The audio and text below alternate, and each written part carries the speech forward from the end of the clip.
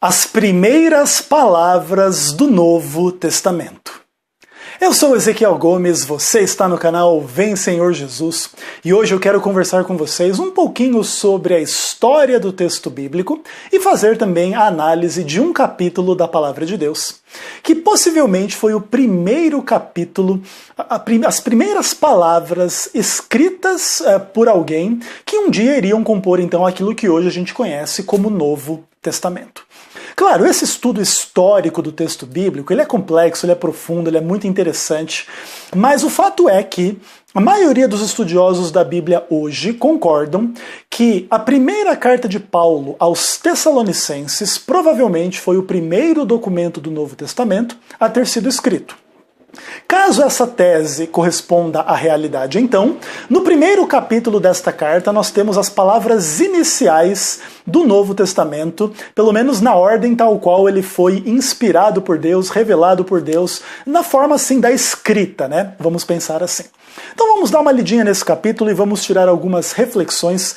E aqui a palavra do Senhor nos diz o seguinte: Paulo, Silvano e Timóteo, a igreja dos Tessalonicenses, em Deus Pai e no Senhor Jesus Cristo. Graça e paz a vós outros. Damos sempre graças a Deus por todos vós, mencionando-vos em nossas orações, e sem cessar, recordando-nos diante do nosso Deus e Pai, da operosidade da vossa fé, da abnegação do vosso amor e da firmeza da vossa esperança em nosso Senhor Jesus Cristo, reconhecendo, irmãos amados de Deus, a vossa eleição, porque o nosso evangelho não chegou até vós tão somente em palavra, mas sobretudo em poder, no Espírito Santo e em plena convicção. Aí o texto continua dizendo assim: assim como sabeis ter sido o nosso procedimento entre vós e por amor de vós. Com efeito, vos tornastes imitadores nossos e do Senhor, tendo recebido a palavra, posto que em meio de muita tribulação, com a alegria do Espírito Santo, de sorte que vos tornastes o modelo para todos os crentes na Macedônia e na Acaia. Porque de vós repercutiu a palavra do Senhor, não só na Macedônia e Acaia, mas também por toda parte se divulgou a vossa fé para com Deus, a tal ponto de não termos necessidade de acrescentar coisa alguma. Pois eles mesmos, no tocante a nós, proclamam que repercussão teve o nosso ingresso no vosso meio. E como, deixando os ídolos, vos convertestes a Deus, para servirdes o Deus vivo e verdadeiro, e para aguardardes dos céus o seu Filho, a quem ele ressuscitou dentre os mortos, Jesus, que nos livra da ira vindoura. Quando você pensa que essas foram as primeiras palavras a ser inspiradas pelo Espírito Santo, que um dia viriam a compor o documento que hoje a gente conhece como Novo Testamento, esse texto ele adquire uma beleza, uma profundidade, uma importância ainda maior do que aquela que já é natural pelo próprio texto em si.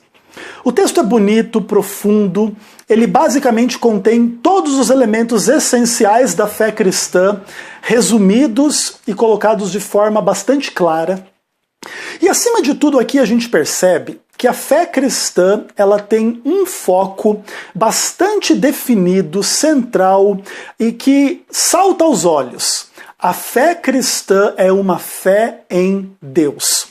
Paulo escreve que a igreja dos Tessalonicenses está em Deus Pai e no Senhor Jesus Cristo, e depois faz várias menções ao Espírito Santo, em termos assim daquele que derrama poder sobre a igreja, daquele que derrama alegria sobre a igreja, e toda a experiência de fé dos Tessalonicenses é explicada em termos do quê? Da fé para com Deus, de como que eles se converteram dos ídolos a Deus, e como que eles aguardam o Filho de Deus que vai voltar do céu. Ele é explicado como sendo Jesus, aquele que ressuscitou dentre os mortos, e livra ali os crentes da ira vindoura. Então, basicamente, a fé em Deus é o elemento central da fé cristã, e essa fé ela é articulada em termos trinitarianos. É o Deus Pai, é o Senhor Jesus Cristo e é o Espírito Santo. Aí o que Paulo diz? Aliás, primeiro de tudo, o primeiro verso da carta, né, que seria as primeiras palavras inspiradas por Deus dizem assim, né? Paulo, Silvano e Timóteo, a igreja dos Tessalonicenses em Deus Pai e no Senhor Jesus Cristo, graça e paz a vós outros. Aqui a gente percebe uma questão assim muito interessante. Qual é o contexto que está por detrás deste verso? Primeiro, já existe uma liderança cristã em meio a uma comunidade cristã e já existem temas teológicos essenciais, gravitando em torno de Deus Pai, do Senhor Jesus Cristo, de graça e paz.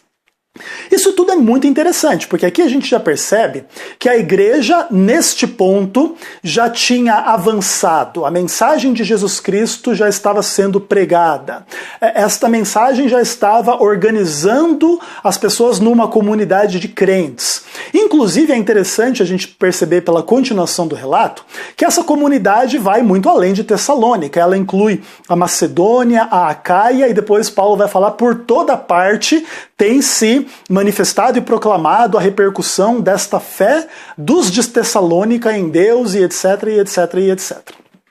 Então aqui a gente já percebe que por detrás desta primeira abordagem, primeira carta do Novo Testamento, já existe toda uma realidade de que a mensagem de Cristo já estava sendo proclamada, já existiam líderes dentro da igreja, já existiam membros da igreja, esses líderes e membros partilhavam de uma mesma missão de fazer repercutir a palavra de Deus, não somente em palavras, mas no poder do Espírito Santo e etc. E aqui essa comunidade, ela está envolvida num contexto muito interessante. Paulo fala que ele não cessa de orar por aquelas pessoas e ele recorda diante de Deus de 3 características que são as características cristãs essenciais: a fé, o amor e a esperança. Isso é muito bonito, isso é muito interessante, né? Ele fala da operosidade da fé e já demonstrando uma coisa muito interessante, né? A fé sem obras é morta.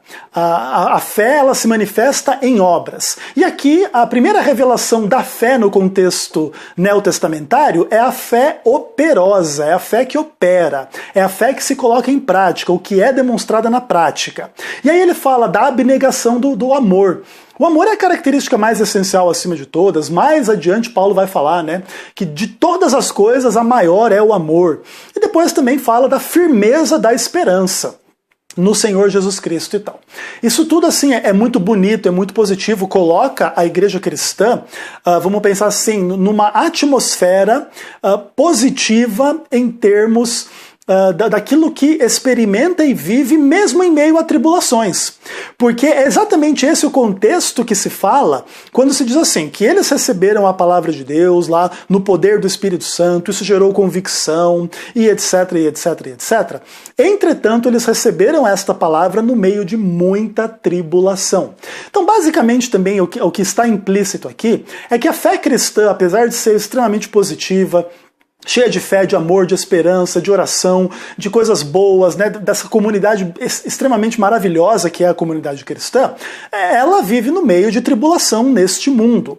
Ela precisa, inclusive, vamos pensar assim, do alento justamente dessas qualidades positivas em função dos problemas e das negatividades que circundam, né, a sua existência, o seu funcionamento, a sua missão, a sua pregação, a sua organização e assim por diante. Lembrando que aqui ainda a igreja está bastante incipiente, ela já existe, a gente já percebe que existe o líder e o liderado, mas isso também não se reflete como hierarquia, um melhor que o outro. Isso se reflete simplesmente como pessoas reunidas em torno do conhecimento de Cristo, umas exortando as outras. Então Paulo, Silvano e Timóteo, não é Paulo acima de todo mundo, é um grupo, e essas pessoas estão se dirigindo à igreja de Tessalônica e colocando aí estas questões.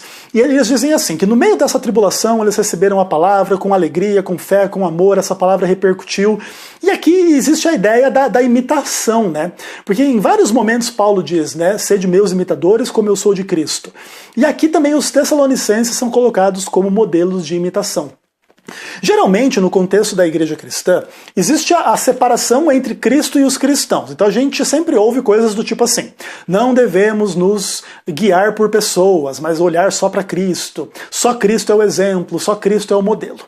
Conquanto é fato que só Cristo é o modelo absoluto e o exemplo absoluto, a gente também precisa de referenciais dentro da igreja, em termos de fé, de amor, de esperança, de cumprimento da missão, da oração, do poder do Espírito Santo, da alegria do Espírito Santo, e etc., justamente para a gente perceber que o Novo Testamento nos conduz a uma fé que se cumpre e se manifesta na realidade, não simplesmente nas ideias e na teoria. E é exatamente essa atmosfera que esse texto traz pra gente, né? É uma igreja que opera, é uma igreja abnegada, é uma igreja firme, é uma igreja de oração, que é capaz de reconhecer a eleição no seu próprio meio, é capaz de reconhecer a escolha de Deus daquela comunidade para aquela missão e etc. Óbvio, a doutrina da eleição viria a se tornar posteriormente uma das doutrinas mais complicadas e debatidas aí, especialmente da Reforma Protestante para frente.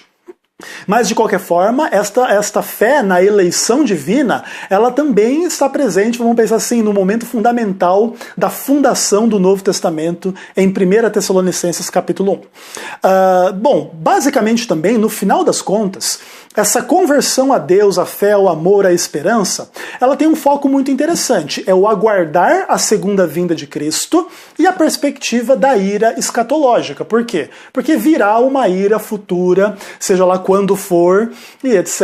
E Jesus vai nos livrar desta ira vindoura. Esses temas eles vão ser aprofundados em 1 Tessalonicenses. Paulo vai falar mais ainda de Deus, da fé, do amor, da volta de Jesus e das tribulações que virão e etc.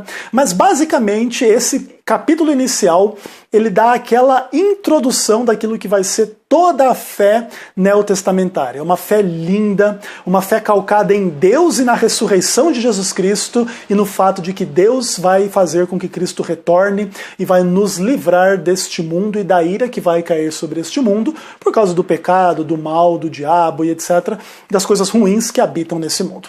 Basicamente, então, esse é o clima básico, fundamental de toda a fé cristã no Novo Testamento.